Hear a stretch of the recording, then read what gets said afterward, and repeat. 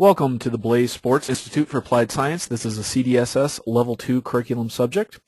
And today we're going to be talking about sports psychology and mental skills training. And today really we want to just provide you an overview of what sports psychology is, what mental skills training is, talk about whether or not they're really the same thing. Make sure we talk about some of the myths associated with sports psychology and mental skills training so you move forward with accurate information. And in doing so, we're going to need to define what sports psychology and mental skills training is, and also discuss a little bit of the difference between clinical versus educational sports psychology. We will talk about the origins and development of sports psychology and mental skills training, just to give you a little background appreciation for how long it has been around, and I think you're going to be really surprised at what you find there.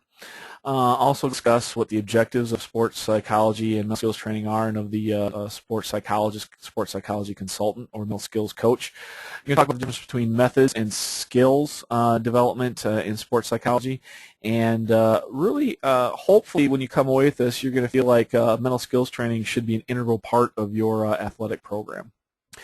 So first off, we're going to talk about the different periods of development within the history of sports psychology. In period one, aptly named early years, I think you're going to be extremely surprised to find out that sports psychology in the U.S. started before 1900, before the turn of the last century. And it was Norman Triplett who first introduced what we would consider modern sports psychology to the scene. And Norman Triplett was an avid cycling enthusiast, and he, in watching the results of races, had noticed that some of the racers he followed, when they would ride in packs, their times would always be considerably faster than when they would ride criteriums on their own. And he wondered if there was some type of psychological component to that performance improvement. Obviously, nowadays we also understand that there can be drafting, and there's just a physical and biomechanical component to faster times when you're riding in a group if you are utilizing drafting. But he wanted to know if there might be a psychological component to that as well. So he designed an experiment, and he took 12-year-old boys, and he had a control group and then an experimental group.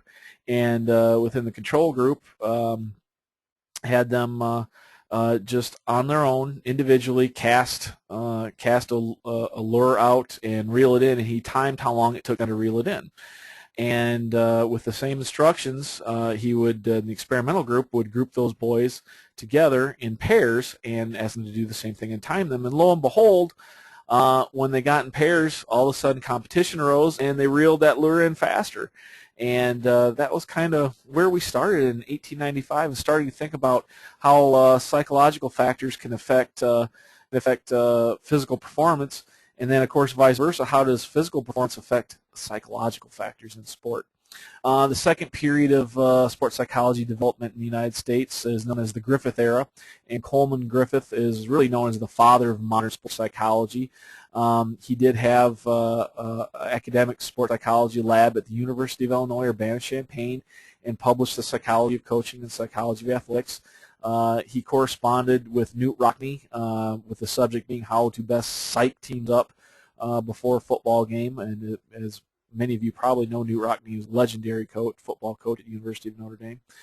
And also was the first sports psychology consultant hired by the Chicago Cubs in the 1930s. So really, Coleman Griffith led the way to get us to where we are today within the field of sports psychology, and all took place at the University of Illinois, Urbana-Champaign.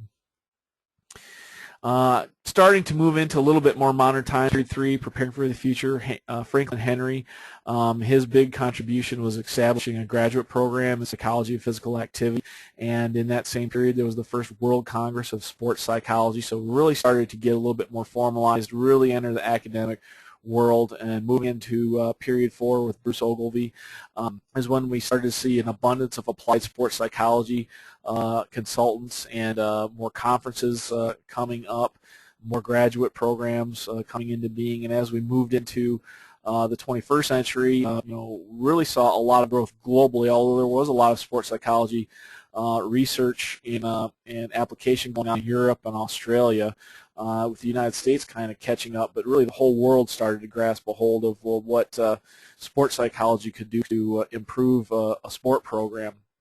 And within period 5, you see multidisciplinary approach, again, looking at more applied issues, the applied sports psychology consultant, acceptance of qualitative research analysis. In qualitative research, for a long time, qualitative data wasn't even really considered data in the field of the parent field of psychology had the exact same problem. But once qualitative research started to become more accepted, that allowed sports psychology to become more accepted, because quantitative research is kind of difficult to do within the field of sports psychology, but qualitative research is the lifeblood, and as it became accepted, the field became more accepted. And with that, exercise psychology began to get grouped in within academic programs, so you'd have sport and exercise psychology programs at universities. Also, there you can see the Journal of Sports Psychology was established in '85, just after the '84 games in LA. The United States Olympic Committee hired the first full-time sports psychologist, and then the year after that, the American Association of Applied Sports Psychologists was formed. And currently in the United States, the only organization that certifies sports psychology consultants is the American Association of Applied Sports Psychologists. So if someone says they're a certified sports psychologist in the U.S., that's the credential they have. After that, the Psychological Association of Psychology and Journal of Applied Sports Psychology a few years after, and then 5 years after its inception, ASPA established the Certified Consultant designation, and they still play with that criteria today to make sure there's a good balance of education and applied work prior to certifying a consultant. Today we're in there's 6 total period development within psychology, and a lot of focus is on, again, how best to educate students and what is the right program in order to offer certification. Exercise psychology is flourishing as we look at the determinants of participation in sport and exercise. With obesity being such a problem in the United States, there's a lot of funding there.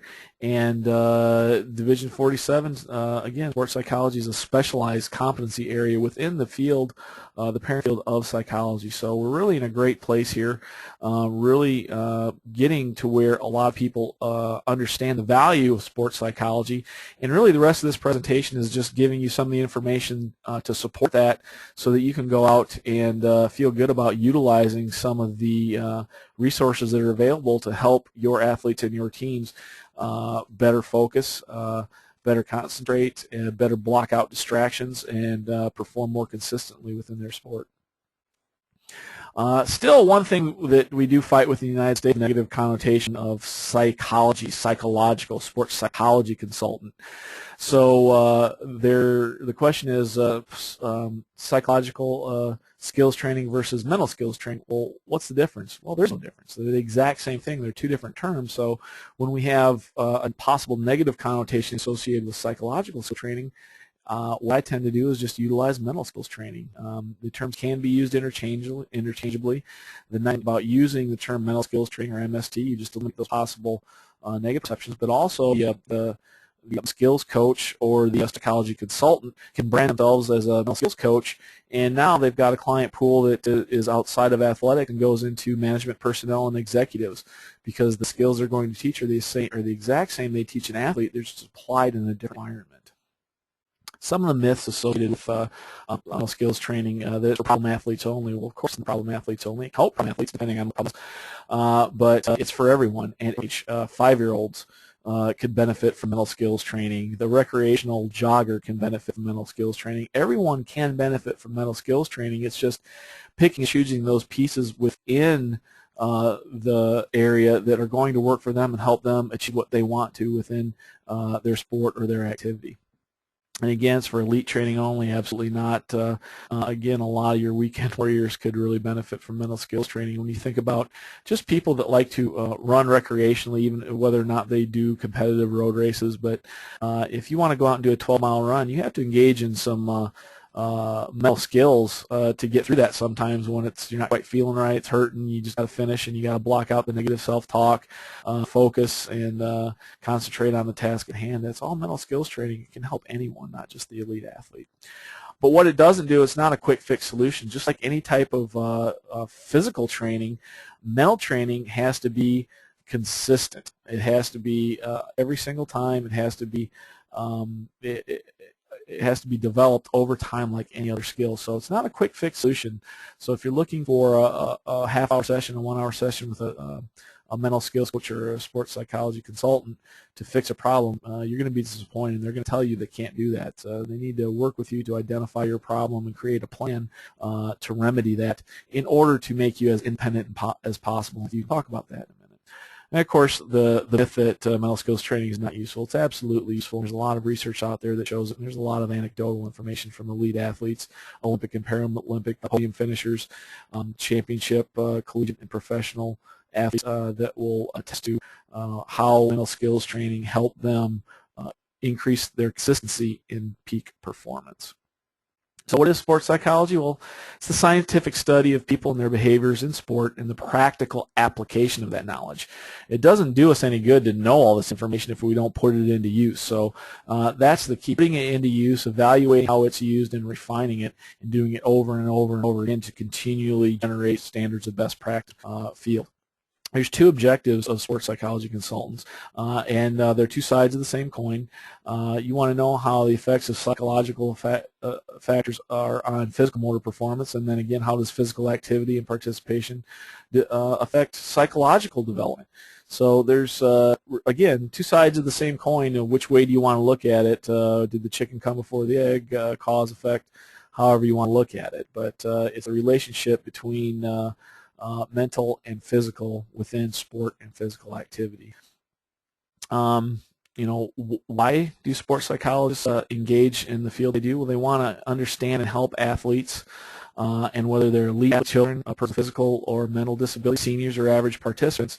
And what they want to do is help them achieve maximum participation, peak performance, personal satisfaction, or just simply development through participation. And when you look at what they hope to help a person achieve and who they can potentially help, there's really no one that doesn't fit in there in some way, shape, or form. So again, not just for elite training, not just for 18 and up, it's for really anybody that's looking to get a little bit more out of themselves or their activity.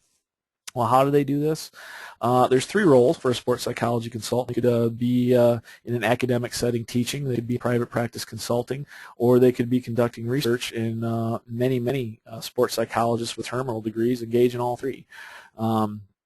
Within that field, there are two specialties. Your clinical sport psychologist that does have a terminal degree and is qualified to treat emotional, and then there's your educational psychologist who may have a terminal degree but does not have that specific training in psychology. And your educational sports psychologists are more mental coaches. And if an educational sports psychologist identifies an athlete or has a client who develops or learns that the athlete has an emotional disorder, then the educational sports psychologist is not there to treat that emotional disorder, but rather refer them to a clinical psychologist and possibly a clinical psychologist that could treat the athlete as a whole, both their issues within athletics and then their emotional disorder as well, because most likely there's some overlap within there. What is mental skills training? And we talked about this: systematic and consistent practice of mental skills for the purpose of enhancing performance, increasing enjoyment, or achieving greater sport and physical activity self-satisfaction. So through systematic and consistent practice, you're trying to achieve better performance, have more fun, or just simply enjoy the process that much more. It's really what it's all about. And again, assist participants in development of mental skills to achieve performance success, personal well-being, and ultimately, and this could get back to another myth as well, a good educational sports psychologist or sports psychology consultant or clinical sports psychology consultant, really their goal is to work themselves out of a job because they want an athlete to be completely independent and self-sufficient no matter what challenge they face. Yogi Berra, if you've watched some of the other courses within the curriculum, you know I love Yogi Berra, and he was once quoted saying baseball is 90% mental and the other half is physical. Well, why do we bring this up? Well, when we talk about sport, we often attribute, no matter what sport it is and how many times I've done this session with a training work in front of a live people, I've never had anyone say that their sport wasn't a minimum of 50% mental. And then when we get through that, more than likely, certainly the majority of people say it's over 70%, and there are quite a few people that attribute 90% of success in sport to the mental part of the game. Yet, how much time do we devote within training sessions to developing mental skills? And more times than not, the answer is zero. So we're saying that certainly more than 50% of our success within that sport is mental, but we're devoting 0% of our systematic and consistent training to developing those mental skills that are going to allow us to be successful. So that's why we bring that up. Just another way to show you that this is something that is absolutely necessary in the corner that can give great advantage over your opponents that aren't engaging in mental skills training. Well, why is mental skills training important? Well, mental toughness. How do you mental toughness? And some Olympics were argued, and the theme that came up: you're mentally tough if you have focus. You're mentally tough if you can rebound from failure. You're mentally tough if you can cope with pressure and perform when the outcome is on the line. You're mentally tough if you persist. You just never give up.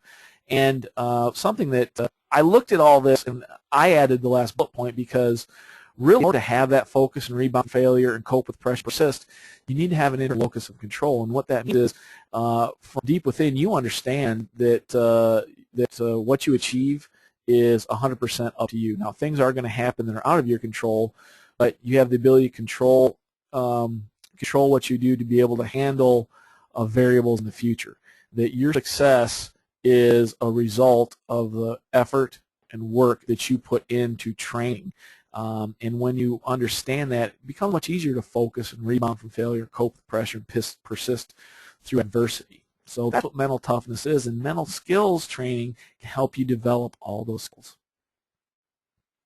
Why do we neglect mental skills training? There's three basic reasons. Coaches don't understand what mental skills training is, don't know how to provide it, they don't know what the real goal of mental skills are, and they just simply don't have time. We're so busy with our physical practice that there's just no time to do this. But getting back again, if we can all agree that we can attribute 50% of athletic success to the mental part of the game, how can we say we don't have time to practice the mental part of the game? And there's certainly ways you can intertwine this right into your normal training sessions, whereas it's not even a separate component. It's just mixed in with the physical skills practice as well after you've gotten into it for a while.